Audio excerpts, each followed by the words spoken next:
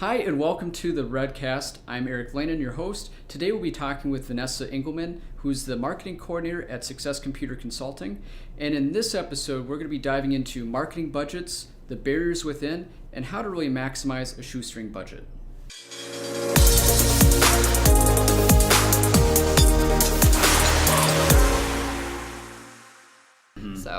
So let's kind of talk about kind of a recap of a year. So you've done all of your marketing campaigns, you get all the revenue from the fiscal year, and here's everything we spent. So what is kind of your process to kind of do the deep dive with sales and kind of let's level with each other and talk about what we did and talk about some of the good things that came out of these marketing campaigns and some of the not so good things. Right. So we there isn't necessarily just like this one big meeting focused on that. We do kind of every year kind of recap like what worked, what didn't work, etc. And that's when that data comes into really great use. Instead of like in the past, it's always been like, well, I felt like this event was really good and this was helpful. So one thing that like we have been able to successfully demonstrate is that when we develop a new service offering, so something that we're really trying to tap into right now, and because of the need for it, is cybersecurity and managed cybersecurity services. And so with our new offering, it's been a little like, at first it was a little slow to adapt. Like people were kind of like, didn't understand why they needed it. And so we're like, oh my gosh, we need to like educate our clients and our prospective clients on the state of security, et cetera. They don't really understand the risks that they have as a business. And so we developed these like informational sessions that have been extremely helpful in demonstrating just like, this is how our services were able to, we have like some examples of course we would never like say the client name, but like of how our services were able to stop an attack from happening very early on, and stuff like that, and kind of, and showing them.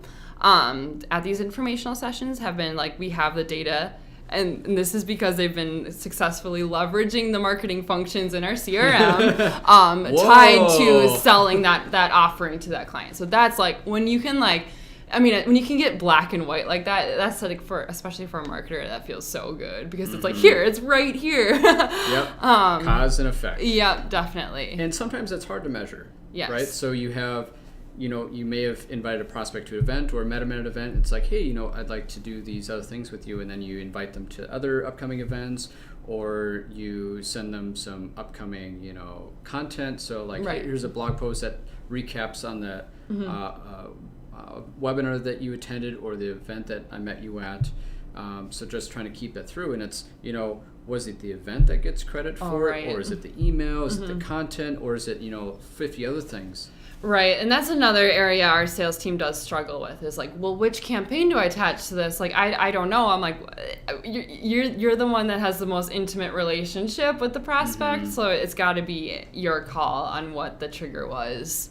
And if you're able to, if we can set it up in our system where we're able to track the historical activities that led to the sale, like having that insight is like really helpful as well. And we used to do that a lot too in the beginning when we were trying to train our sales team to be more focused on tracking campaigns to every opportunity. So it's before it goes to a closed stage, it needs to have a primary campaign source on it. Correct, yeah. And that's, it's not a true cause and effect, but what we like to do is every quarter is we get together and look at all of our closed opportunities, and we try to figure out, okay, is there any anecdotal evidence in these that says, this was the primary campaign source that marketing is getting credit for, but are there some other, influencers in that that also get credit? And that's that multi-touch attribution, and that's like that is, it's a perfect imperfect model. Right, like exactly. You can never perfectly understand it. Like, it's all based on assumptions where you're putting weights on what campaigns are worth in different situations. It's basically an algorithm. It is. It's like, for a small business, it's like overkill. And a simple solution is just, you got to pick one. Right. Yeah. Starting off simple like that, especially for a small business, is key. And just using that information as best as you can. Yeah. It's really not that much effort, It's not. It's just, you're tracking the opportunity, you're tracking the campaigns. It's just one other ask for sales to say, just pick one of the campaigns to align it, and then that helps you make better informed decisions. It does. And I also think that it's a good practice for the salesperson as well, as if they're consciously, thinking over how this opportunity was won, and just kind of reflecting on that. That can only serve them to make more sophisticated decisions or approaches in the future. Yeah, because that will then help drive better decisions on the marketing budget. So, that one salesperson that says, yeah, let's spend $10,000 on the sponsorship because I was asked to and I really like the guy. It's like, yeah, we did that. Yeah. But there's no evidence to support that there was any return on it at all. It was a bust. Yeah. You're a great salesperson, but I think this is, not a good idea to invest it. Mm-hmm. Here's an alternative. Right. Yeah. And there's always alternatives to marketing. It's like, and that's another question is, okay, so let's pretend unlimited marketing budget. Right. What would you choose? Oh gosh. Well, in my perfect marketing world, I would love to hire or work with an outsourced copywriter, because I would love to just vamp up our content creation, especially so we can have different content pieces targeting our different buyer personas, because those are vary, especially in the B2B world. You're working with a whole team of buyers. It's not usually just one person.